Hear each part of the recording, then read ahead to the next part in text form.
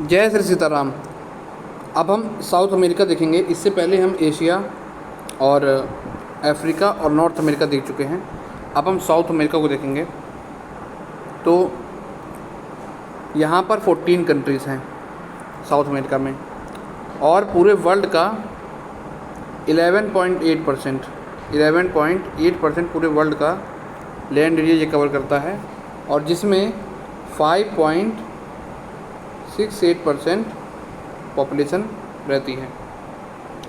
ठीक, सबसे छोटा देश जो है वो सूरीनेम है। यहाँ पास इसका सबसे छोटा देश सूरीनेम है, और सबसे बड़ा ब्राज़ील है, जैसा कि ये दिख रहा है। अब कुछ इम्पोर्टेंट कंट्री और उनकी कैपिटल देखते हैं। तो जैसे कि 3 देश है जहाँ से इक्वेटर निकलता है। वो देश कौन कौन से हैं? तो हमने BCE जो ट्रिक थी, BCE के तहत हमने याद किया था, BCE। अगर देखा जाए तो ये ब्राज़ील, इधर कोलंबिया और इधर इक्वाडोर। तो ये है ब्राज़ील की कैपिटल ब्राज़ीलिया है। कोलंबिया की बोगोटा है, और इक्वाडोर की क्विटो है। इक्वाडोर की क्विटो, कोलंबिया की बोगोटा, वेनेजुएला की काराकस, गुयाना की जॉर्ज टाउन, एक सूरीनाम है जिसकी पारामारिबो है, और एक फ्रेंच गुयाना है जिसकी केइन है। इधर अगर पेरू की देखा जाए तो लीमा है। ब्राज़ील की ब्राज़ीलिया हमने देखी। लापाज जो है बोलिविया की कैपिटल क्या है? लापाज। और नीचे आते हैं तो पैराग्वे की असनसियन। अर्जेंटीना की ब्यूनोस एयर्स। ठीक है। चाइल की सैंटियागो। उरुग्वे की मोंटेविडियो। तो ये कुछ देश और उनके कैपिटल हो गए। जो एंडीज़ पर्वत श्रेणी है वो साउथ अमेरिका में ही है। वो नीचे शुरू होती है, ये ऊपर तक है। यहाँ से शुरू होती है चाइल के पास से, और ये पूरी ऊपर पेरू और इक्वाडोर ये सब कवर करते हुए आगे जाती है। तो इसलिए लॉन्गेस्ट जो अगर कोई माउंटेन रेंज है तो वो एंडीज़ पर्वत है, और वो यहीं पास है साउथ अमेरिका में। इसकी अगर लोकेशन देखी जाए साउथ अमेरिका की, तो हम ईस्ट में देखेंगे। इधर देखेंगे साउथ अटलांटिक ओशन देखने को मिल रहा है। उसके बाद अगर वेस्ट में देखते हैं तो पैसिफिक ओशन है। ऊपर पनामा कैनाल है, जिससे वो जो है अलग होते हैं, और उसके नीचे अगर देखा जाए तो सदर्न ओशन है। तो ये इसकी लोकेशन है। 2 ऐसे देश हैं यहाँ पे जो लैंडलॉक्ड हैं। एक हमको यहाँ पे दिख रहा है बोलिविया, और एक पैराग्वे। तो क्वेश्चन पूछा जाता है यहाँ से। तो 2 देश हैं जो लैंडलॉक्ड हैं, बोलिविया और Paraguay.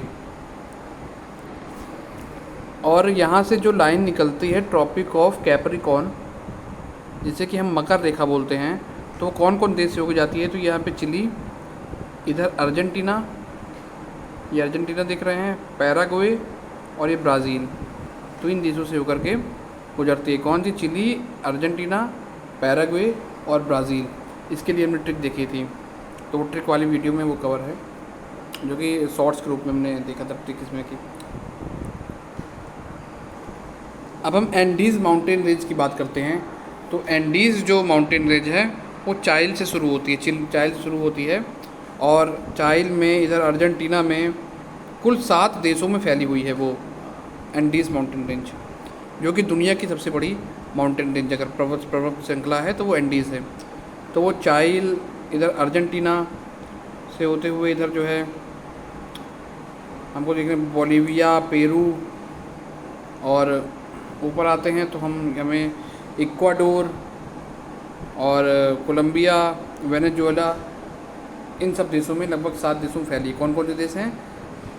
Venezuela, Colombia, Ecuador, Peru, Bolivia, इधर चाइल, अर्जेंटीना। तो ये 7 देश हो गए। इन 7 देशों में फैली हुई है। और इसकी जो हाईएस्ट पीक है वो है माउंट एकांकागुआ है। माउंट एकांकागुआ इसकी हाईएस्ट पीक है, एकांकागुआ।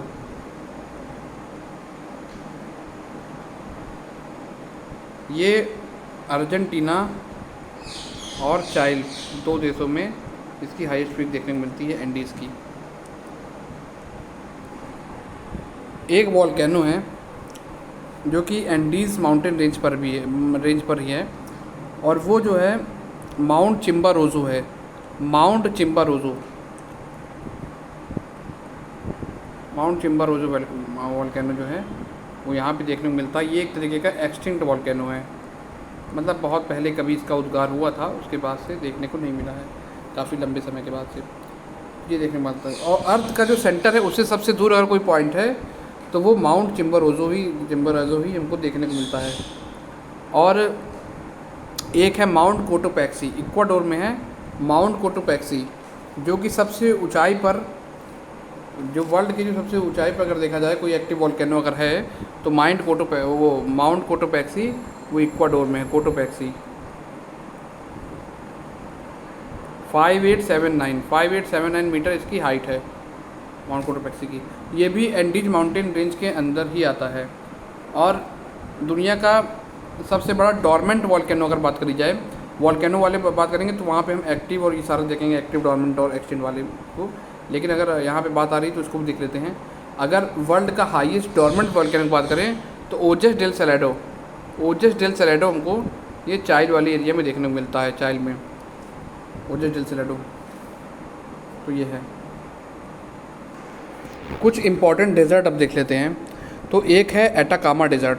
एटाकामा डेजर्ट चाइल के उत्तरी छोर में देखने को मिलता है। ये इस जगह के यहाँ के आसपास एटाकामा डेजर्ट देखने को मिलता है। बहुत इंपॉर्टेंट है क्योंकि यहाँ पे काफ़ी मिनरल्स पाए जाते हैं, इसलिए इम्पोर्टेंट है। उसके बाद अर्जेंटीना में एक है पेंटागोनिया डेजर्ट। तो दो डेजर्ट हमने देखे, एक हमने देखा एटाकामा और एक हमने पेंटागोनिया। ये दो हमने डेजर्ट, दो मरुस्थल भी यहाँ के देख लिए। एक इम्पॉर्टेंट आइलैंड है जिसका जो इक्वाडोर के ही कब्ज़े में है, और वो ये है गैलापैगोस आइलैंड। तो ये एक आइलैंड है। एक आइलैंड है जो साउथ अमेरिका के साउथ में देखने को मिलता है, और ये इस एरिया में देखने को मिलता है, ये वाले एरिया में। और यहाँ पे एक स्टेट है जिसको मैगलन स्टेट बोलते हैं। तो मैगलन स्टेट जो है वो टेरा डेल फ्यूगो को साउथ अमेरिका के मेन लैंड से डिवाइड करता है, मतलब डिवाइड करता है साउथ अमेरिका के मेन लैंड से, और जिस पर चाइल और अर्जेंटीना का जो है इस पर राइट है, टेरा डेल फ्यूगो पर राइट है। और इसके पास स्कॉटिया सी है। और अगर इसके नीचे देखा जाए, जहाँ पे इसमें तो नहीं दिख रहा है, अगर इसके नीचे यहाँ इधर साइड देखा जाए तो यहाँ पर ड्रेक पैसेज निकलता है। तो ड्रेक पैसेज जो है वो स्कॉटिया सी को सदर्न पैसिफिक ओशन से जोड़ता है और अंटार्कटिका को साउथ अमेरिका से अलग करता है। तो वो है स्कॉटिया सी। हम उसके बारे में अभी देखते हैं। ये है स्कॉटिया सी, आप देख रहे होंगे, ये स्कॉटिया सी है। और ये ड्रेक पैसेज है। ड्रेक पैसेज जो है वो स्कॉटिया सी को पैसिफिक ओशन से जोड़ता है। ये स्कॉटिया सी है और इधर पैसिफिक ओशन है, पैसिफिक ओशन से जोड़ता है। और अंटार्कटिका है ये, इसको साउथ अमेरिका से अलग करता है। तो ये ड्रेक पैसेज की बात हो गई। यहाँ पास एक फॉकलैंड आइलैंड दिख रहा होगा, फॉकलैंड आइलैंड यहाँ पे दिख रहा होगा। इसमें यूके का राइट है, राइट यूके का है, लेकिन क्लेम जो है अर्जेंटीना करता है फॉकलैंड आइलैंड में। ठीक है। इसी तरीके से एक आइलैंड और है south Georgia and sandwich island, ये दिख रहा होगा। ये भी क्या बोलते हैं, यूके के द्वारा एडमिनिस्ट्रेड है, और इसको जो है क्लेम अर्जेंटीना करता रहता है। तो ये हमको देखने को मिला। कुछ इम्पोर्टेंट आइलैंड और देख लेते हैं। खैर वो तो अफ्रीका में है, पर देख लेते हैं एक बार। जैसे यहाँ पे मेडागास्कर दिख रहा होगा, इसके ईस्ट में दो आइलैंड दिख रहे हैं हमको। एक हमको दिख रहा है रीयूनियन आइलैंड, रीयूनियन फ्रांस दिख रहा है, और ऊपर अगर उसके देखें तो ट्रोमेलिन आइलैंड दिख रहा है, और यहाँ पे रीयूनियन दिख रहा है। इसके और ईस्ट में जाते हैं तो यहाँ पे मॉरिशस, जिसकी कैपिटल पोर्ट लुइस है, तो वो दिख रहा है। ये मॉरिशस जो कंट्री है वो काफ़ी चर्चा में रहता है, इसलिए उसकी लोकेशन ये है कि मेडागास्कर के ईस्ट में रीयूनियन है और रीयूनियन के ईस्ट में मॉरिशस जिसकी कैपिटल पोर्ट लुइस है, और जो एक आइलैंड नेशन है, और जो है इंडियन ओशन में जो है। एक और बहुत इम्पोर्टेंट आइलैंड यहाँ पे देखने को मिल रहा है, डिएगो गार्सिया। डिएगो गार्सिया इसलिए इम्पोर्टेंट है कि ये तो क्या बोलते हैं, ब्रिटेन का इस पर राइट था, लेकिन ब्रिटेन ने इसे यूएस को लीज पर दिया है। और यूएस की जो नेवल जो आर्मी है, मतलब जो नेवल जो फोर्स है, वो यहाँ पे स्टेशन है। कहाँ पे? डिएगो गार्सिया में। यहाँ के इंडो जो ये वाला जो रीजन है इंडियन ओशन वाला, ये काफ़ी स्ट्रेटेजिकली इम्पोर्टेंट है, इसलिए अमेरिका ने भी यहाँ पे अपना प्रेजेंस बनाए रखा है। अब रिवर की अगर बात करते हैं तो एक बहुत ही इम्पोर्टेंट रिवर है, अमेज़न रिवर है, जो दुनिया की सबसे बड़ी अगर रिवर देखा जाए, लार्जेस्ट रिवर देखा जाए, लॉन्गेस्ट नहीं लार्जेस्ट अगर देखी जाए रिवर, तो वो अमेज़न रिवर है। और अमेज़न रिवर जो है वो यहाँ पास से इसका ओरिजिनेशन है, और ये जो ओरिजिनेट होती है वो होती है लागो विल्फेरो से ओरिजिनेट होकर के ये इधर को होते हुए ये पेरू, कोलंबिया और ब्राज़ील होते हुए ये गिरती है इधर अटलांटिक ओशन में, इक्वेटर के पास।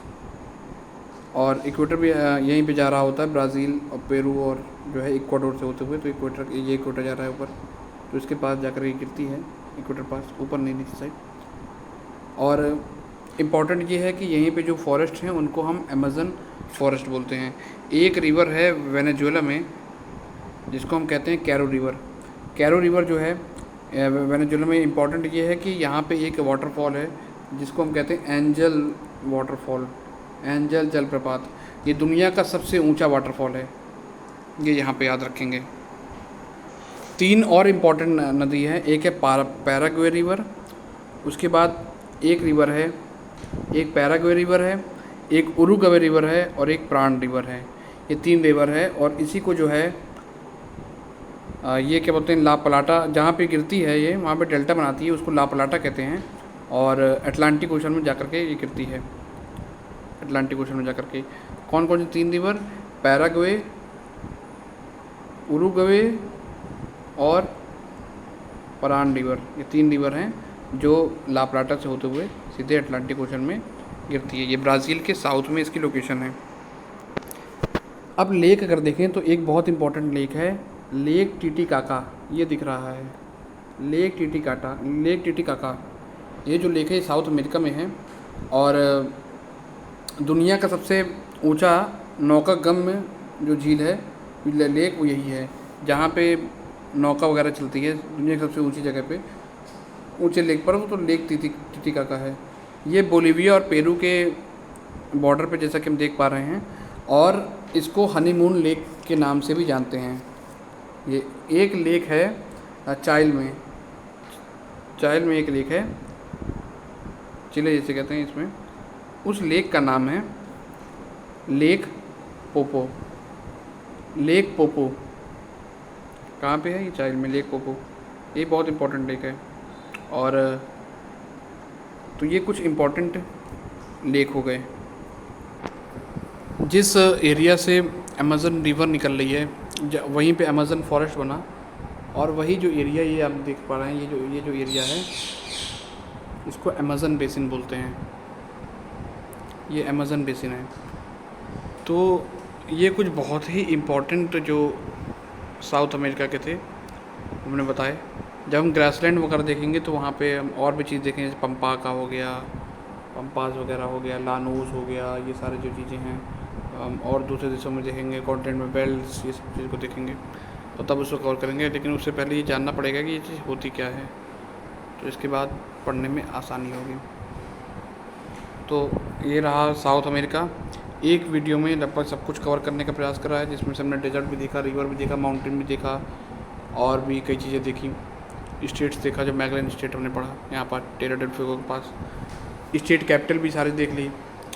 तो इस तरह से पूरा हमारा तैयार हो गया, लगभग सब कुछ तैयार हो गया साउथ अमेरिका में। अमेज़न जो इम्पोर्टेंट रिवर उसको देखा।